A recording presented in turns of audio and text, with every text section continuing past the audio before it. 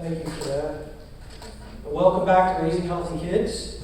For those of you who weren't here last night, my name is Mike Del Frutti. I'm a pastor locally. And tonight's topic is going to be sex and health in kids. I'm not going to say anything I wouldn't say to the junior high audience, but I understand it's a mature topic, and as parents you have to make a decision that's best for your kids, whether you want them to hear this or not. But the fact is, we do live in a sexually charged culture, and this is an important discussion to have. Also, at one point tonight, I am going to need 7 volunteers. I have a little demonstration I'd like to do. It won't embarrass anyone, but if you would be willing, 7 adults, to come up and help me, really show you something cool. With that being said, I'm going to be direct and I'm going to be honest. And if you have any questions, please feel free to interrupt me. And I'll start with this. If you don't talk to your kids about sex, someone else will. And the advice that they give them is not going to be in their best interests. When I was a youth pastor for 8.5 years, I was a youth pastor. I used to speak in middle and high school health classes throughout Ocean County on abstinence. And I know it's a controversial subject, and we'll address it more as the night goes on. But as parents, you need to be aware, beginning in 7th grade, most health classes promote what's known as safe sex. And that means teens are taught how to engage in consensual sexual activity in a way that reduces the risk of pregnancy and STIs, the sexually transmitted illnesses. And the primary focus of this, of safe sex, is on the condom. So we're going to evaluate the effectiveness of this as the night goes on as well. But as a result of the condom, sex education in classrooms, abstinence usually gets a 1 line. Abstinence is best, but, or abstinence, it's the only way to be 100% safe, but. So true story, after one of those presentations, a junior high girl came up to me and she thanked me for sharing about abstinence and about waiting until marriage. But then she went on to explain that nothing me and my fellow presenters shared applied to her. So I took the bait. I said, why not? And she said, I'm bisexual. In my experience, that is not a conclusion that a 13-year-old child comes to on their own. So I asked her, where did you get the idea that you're bisexual? And her answer was, I had some questions, so I went to my guidance counselor, and my guidance counselor told me to try boys and girls and see which one I liked the best. That's the counsel the secular world gives to middle school children. So if you have a child in your life, like I said, if you don't have this discussion with them, someone else will. And I'm sure by now you're wondering, questions like, I know I need to talk to my child about sex, but what do I say and when do I say it? Or my child wants to start dating, but how do I know if they're ready? Or if I suspect my child has been abused or put at risk, what should I do about it? Or I overheard my child talking about seeing inappropriate pictures of a classmate. How do I address it? These are real issues. Parents, grandparents, and anyone who works in children's ministry, these are the issues you need to be prepared to address on a daily basis. Do you know how to answer those questions? This presentation will prepare you to raise healthy kids when it comes to sex. And let's start with this. Statistically, today, where do most kids get their information about sex? Years ago, it used to be parents. For Gen Xers like me, it was friends, other kids, but not anymore. Today, well, here are the statistics. Sex is the #1 search term used on internet search engines. Just to put that into perspective, sex terms are used more than games, travel, music, jokes, cars, weather, health, jobs, and news combined. Just to give you an idea of how much, according to Quora, the most recent data available, here are the top 8 search engine terms in descending order. They are porno, porn, XXX, translate, maps, weather, free porn, and sex. That's just the raw data. What does that tell you?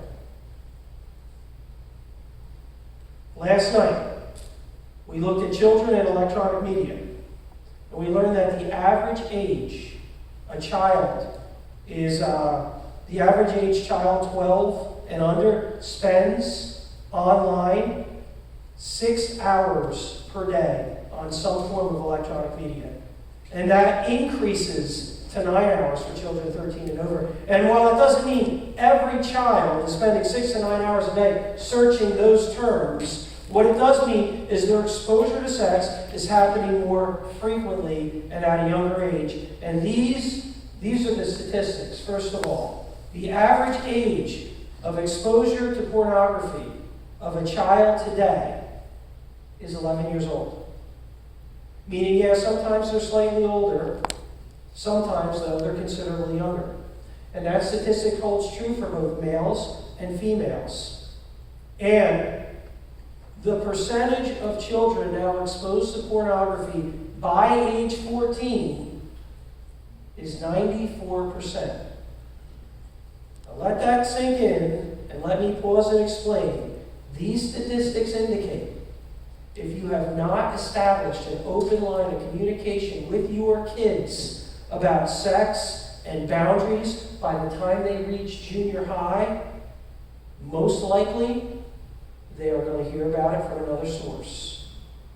And the largest consumer of internet pornography today is boys aged 12 to 17 years old. And before you think, good thing I got girls, keep in mind, most likely those boys are going to be dating your girls. In a recent documentary, teens from around the country were interviewed by psychologists, and they were asked, what helped you understand sex the most? Was it parents? Was it friends? Was it church? Was it school health class? The number one answer teens gave was pornography. And it's not always strangers. Really scary statistic, number of teens who admit sending a sext is 1 in 4, 25%. I hope you understand what sexting is. This is texting sexually explicit material of themselves or of someone they know. Today, if you have a child, especially a child who's a teen or dating for any length of time, you need to understand they're going to be asked for a sexually explicit picture.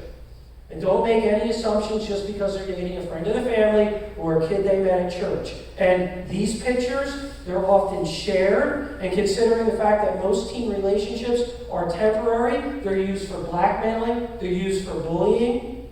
The term is sextortion, and we'll revisit this when we come to self-harm. But for now, be aware, this is a talking point for you when you leave. Ask your kids, have you ever heard about this happening? Do you know anyone who sent a picture? Did anyone ever send you an inappropriate picture? What would you do if someone asked you to send them a picture of you in your underwear? Those are questions you should be asking your kids because these are things their friends are asking them for. We'll talk more about sex abuse and sex trafficking tomorrow. But I also need you to understand, having sexually explicit pictures of classmates on phones, it does constitute child pornography, and it has resulted in legal action and having some older teens being registered as sex offenders for life. So let's start tonight with consensual sexual behaviors. First of all, percentage of teens aged 13 to 18 who admit to being sexually active. Think about how high that number is in your mind. The current statistic today is 41%. Okay, that number has decreased over the last 20 years. For many, that's a lot lower than what you'd expect. It means abstinence is actually on a rise. Next question is, who are they sleeping with? Percentage of males whose first sexual activity was with a steady dating partner is 58%. Percentage of females is 73%. That indicates their first sexual experience was with a steady boyfriend or girlfriend, and this is important for you as a parent to understand because I'm going to explain something right now called sexual progression. This is where I need 7 volunteers. Are 7 of you willing to come up here and assist me in this? Are any of you willing to?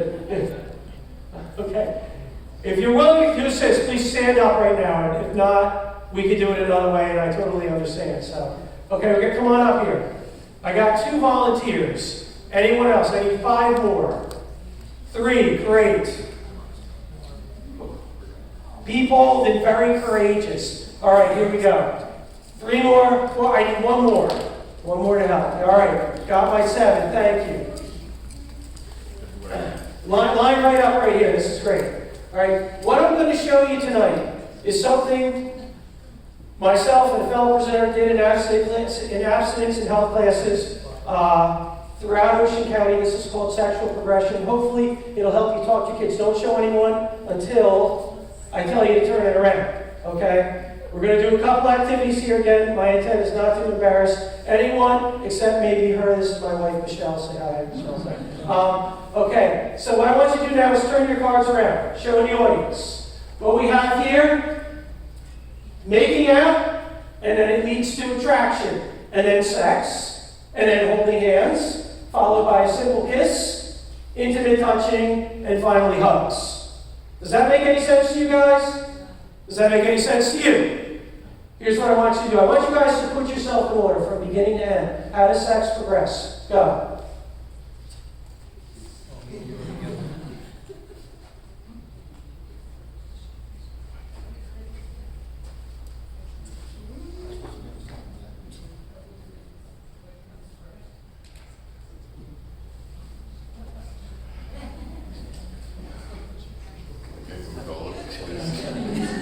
How did they do? Did they do good? All right, we start with attraction, holding hands, hugs, simple kiss, making out, intimate touching, sex. I've done this 7th through 12th grade. They don't need any instruction. They know how it works because this is how you're designed. God made you this way. Now I want you to listen. Ladies, I need your help. For those of you who were, well, not bold enough to volunteer, will you answer one simple question? At what point do you start to think about sex? Where along the line?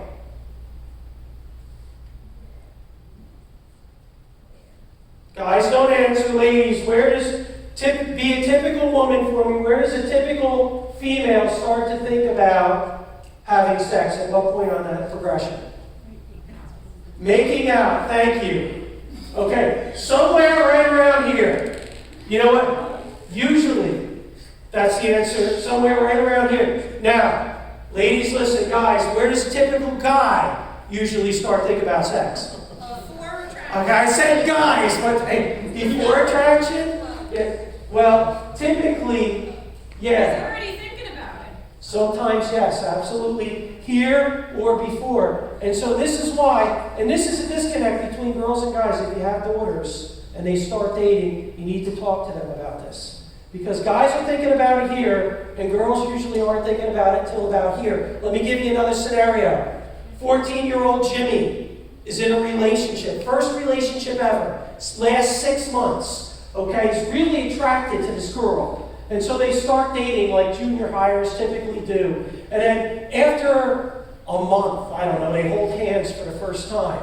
After a couple of months, they hug every time they see each other. After 4 or 5 months, they share their first kiss, and then they kiss passionately. And then 6 or 7 months, boom, they break up, and they go their separate ways. Okay, a month later, Jimmy is in a new relationship. How does it progress? Okay, within a week, he's going boom, boom, boom, boom, boom, boom, boom, boom. He's starting right here, and he's moving forward. This is called, adults sometimes call this the rebound. Okay, but this is how relationships work. What it should tell you as parents is that if I have a child and they've been in one relationship for a longer period of time, well, first of all, most of their first sexual experience is going to be with someone they're dating for a long period of time. And second of all, if they break up, they're going to move much quicker with their next one. And if they break up with them, they're going to move much further with their next one. And so that's why it's real important to have these discussions with your children while they're young and while they're dating. Can you please give my assistants a round of applause? You guys are awesome. Thank you for the round of applause. We really appreciate your help. So I know it's sometimes awkward to talk about this, but like I said, if you don't talk to your kids about this, someone else is going to. This is a talking point for you. Another talking point, how do I talk to my kids about sex? Here's age-appropriate discussion. All right? The answer, when it comes to talking to your kids about sex, don't wait until they turn 13. Use the Deuteronomy 6 approach as you lie down, rise up, and walk by the way. Take advantage of teachable moments as they go through life. So for children 5 and under, you can talk to your kids, but your kids need the basics at that point. They're very concrete, they take things very literally, they're very curious. So it's not healthy to give them too much information or to be too vague about it. Okay? Children 5 and under should know the names of body parts. And they should also emphasize modesty and privacy. No one should touch them there. They should know good touch, bad touch, private, and they should know that they should be able to talk to you if anyone does. At this age, it's real important for either parent to have this conversation. As children age to 6 to 11, they need to know the facts. And you want to do this without scaring the daylights out of them, too. Instead of waiting for teachable moments, though, you do need to be direct. It helps if this comes from the same-sex parent. Moms talk to daughters, fathers talk to sons, whenever possible. One of the best ways to do this is as you read through the Bible.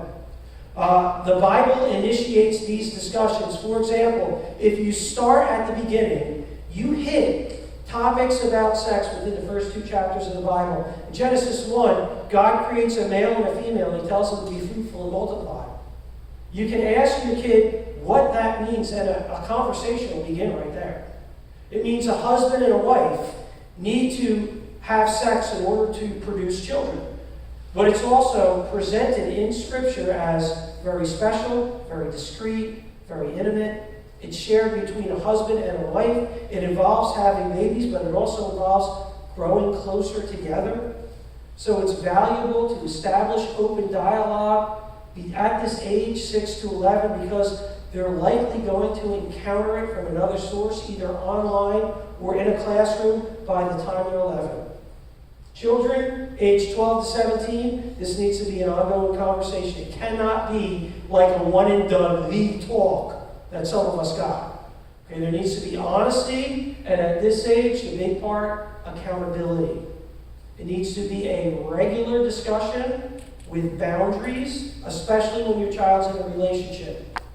And there are many ways to do this, and 2 ways are clearly wrong. One way that's clearly wrong is to sit down with a 13-year-old and say, don't, because sometimes they do behind your back. And another way is to enable them. And that means to say, okay, just be safe, because that's what the culture's saying.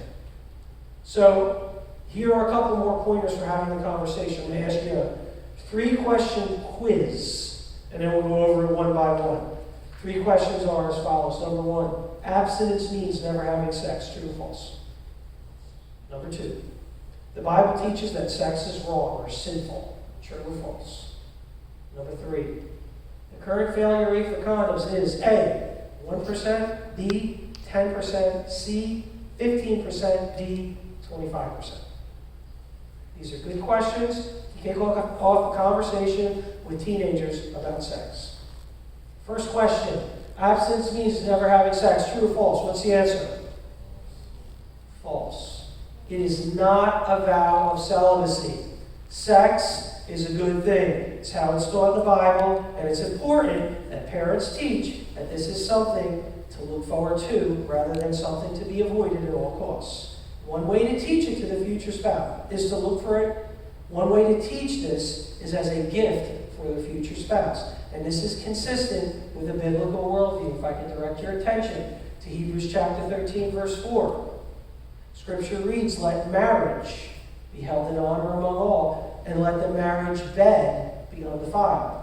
For God will judge the sexually immoral and the adulterous." And the Greek word Paul uses here for sexually immoral, it's pronounced porneia.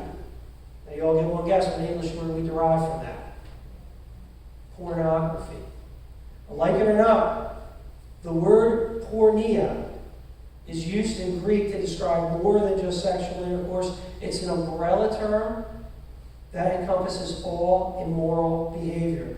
Now the question your team may ask is, well, why is God commanding us this? Would you know how to answer this? Why does God tell us this? And the answer is, God wants the very best for you. And that means in marriage, God wants you to drink your fill of sex. That's Proverbs 5, that's Song of Songs.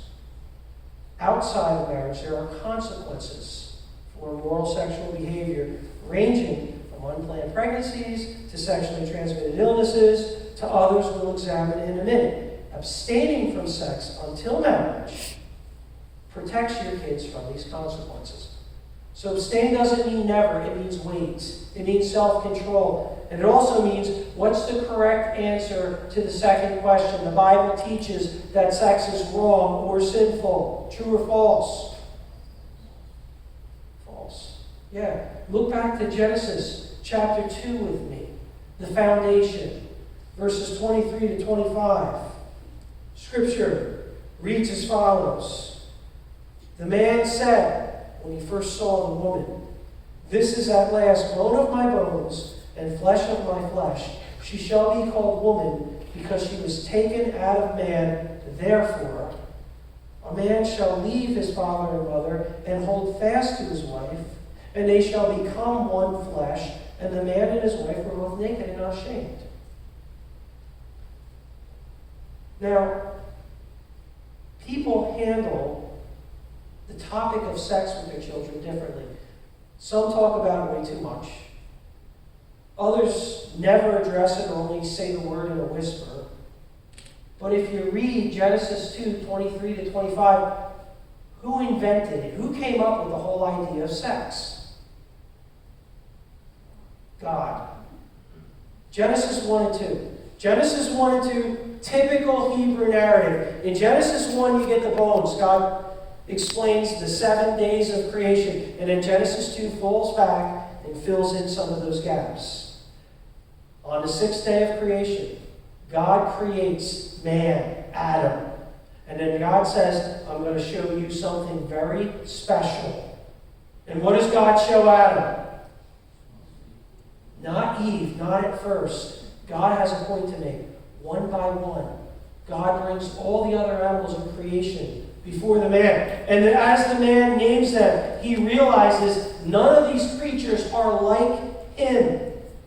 God says, correct, I got one more to show you. He causes a deep sleep to fall on man, and he takes his side, and from it he forms the woman, and the man wakes up and says, at last. In Hebrew, it's an exclamatory statement. Finally!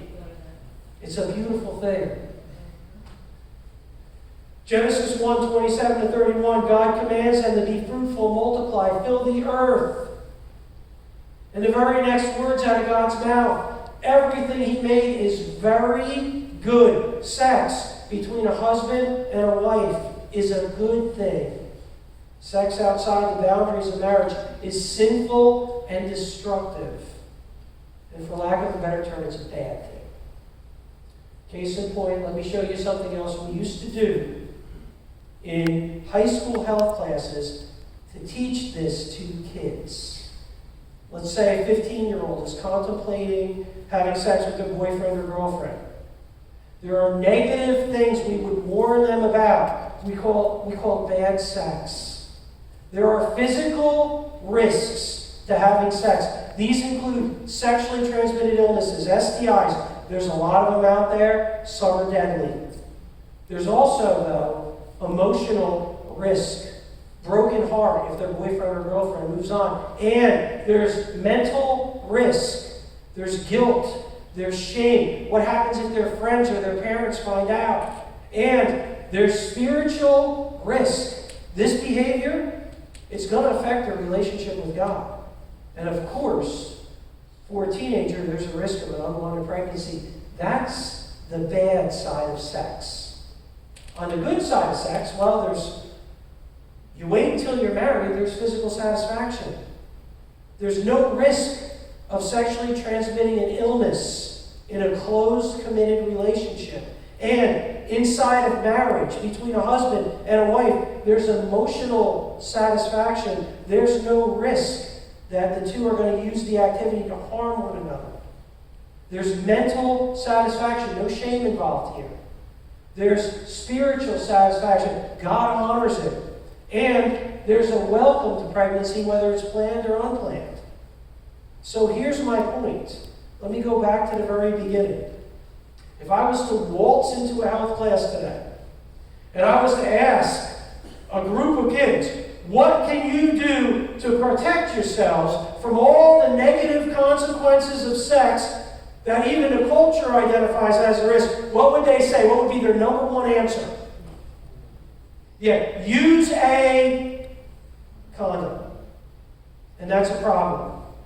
Because at best, a condom is designed to protect you from some physical risks some of the time. And if that's the case, then I need to ask you, as parents, as ministry workers, why are condoms pushed as safe? And the answer is, here again are competing worldviews. Back to what I showed you last night. Secular worldview sees a child or a human being as a purely physical being, period. That means a condom or a pill protects the whole person. A Christian worldview sees a human being as both material and immaterial. There are aspects of us, our mind, our will, our emotions, our hearts. These things are not physical, which means a condom can't protect someone's emotions. It can't protect someone's mind. This is the unsafe part of sex that kids really don't take the time to reflect on unless you talk to them. Remember, if you don't talk to them, somebody else will. And condoms and pills, they're not designed to protect your soul. They fail at that 100% of the time, but even scarier, does anybody know the current failure rate for condoms? It is, according to the CDC, 15%. Okay? Condoms are tested for two things. Number one, contraceptive. That means keeping you from having a child, getting pregnant. And number two, preventing one STD. STI. Sorry, that's what I used to call it. One STI. HIV. Now, if you're wondering why do condoms fail so often, one reason is human error.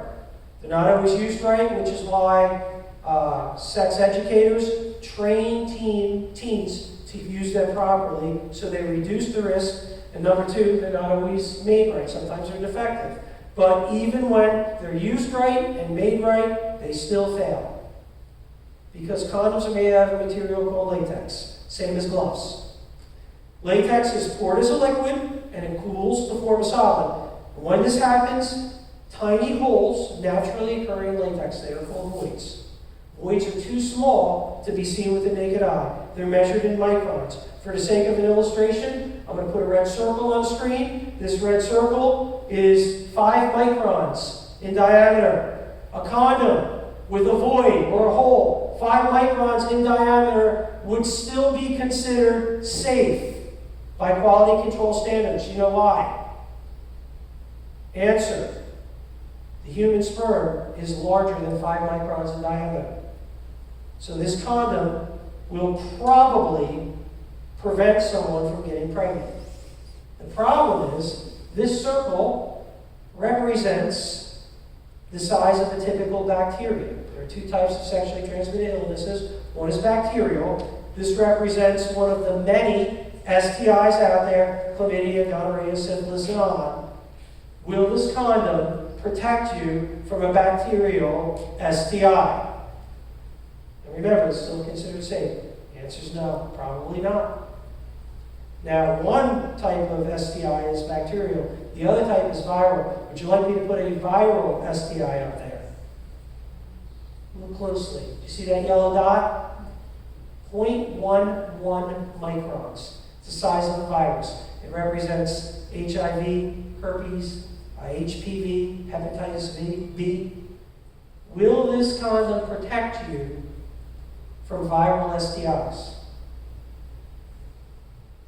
Here's the next question. Does every condom have a hole in it that size? The answer is no. Not all of them do. Which ones do and which ones don't? That's the question. Don't take my word for it. Instead, I'd like you to read with me an abstract from the National Center for Biotechnological Information. I'll translate with each sentence. They say, condoms were tested in vitro systems simulating key physical conditions that can influence viral particle leakage through condoms during actual coitus. Translation, they actually tested condoms in a simulator. Okay? Next sentence, the system addresses pressure, pH, temperature, and anatomical geometry. In other words, they took everything into consideration. Third sentence, a suspension of fluorescent labeled 110 mm polystyrene microsphere models, free human immunodeficiency virus and semen, and condensed leakage is detected spectrofluorometrically. In other words, they created these tiny little 0.11 micron simulated viruses. Leakage of HIV-sized particles through latex condoms was detectable for as many as 29 of the 89 condoms tested. Worst case condom barrier effectiveness, fluid transfer prevention, however, is shown to be at least 10 times better than not using a condom at all, suggesting that condom use substantially reduces but doesn't eliminate the risk of HIV transmission. Translation, they know that condoms are not 100% effective in preventing pregnancy or HIV and other sexually transmitted illnesses. And if you doubt me, here's the official statement from the Center for Disease Control. Consistent correct use of a latex condom reduces the risk of STD and human HIV. However, the condom cannot provide absolute protection against any disease.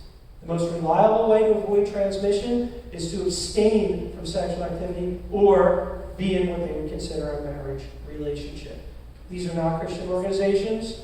They are secular promoters of condoms saying it's safer to use a condom than nothing at all. But even if you do everything right, you can still expect failure rate to be about 15%. And that bothers me, because our kids are being fed a lie.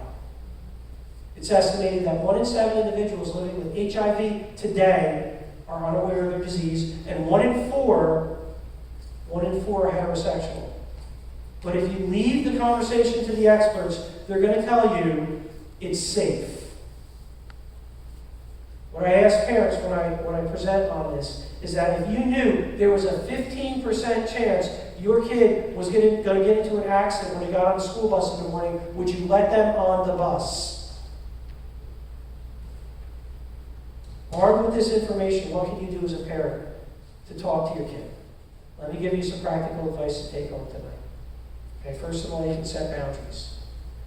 I love Job's boundary in Job 31:1. You need to draw a line in the sand as far as this activity is concerned, and the earlier you start to talk to your kids about it, the better. And second, you need to help your kids enforce their boundaries. Love is patient. Love is kind. Third, it's very helpful if your kids make a commitment. You can talk to your pastor and ministry leaders about this.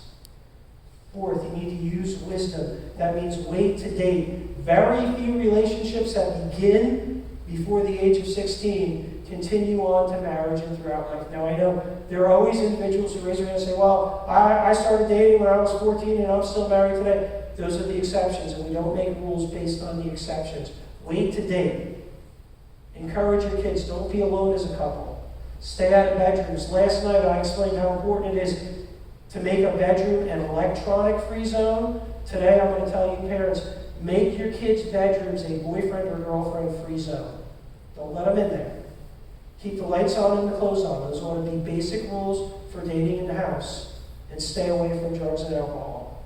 And finally, start today. Some of your kids might be thinking, well, I already made a mistake with my last boyfriend or my last girlfriend.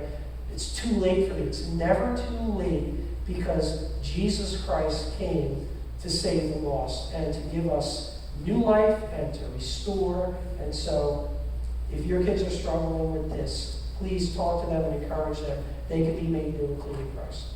So those are some of the basics that you can do to talk to your kids about this. And I understand this is a mature subject. Thank you for hearing me out. Hopefully it was with enough tact where you'll be able to take something and apply it.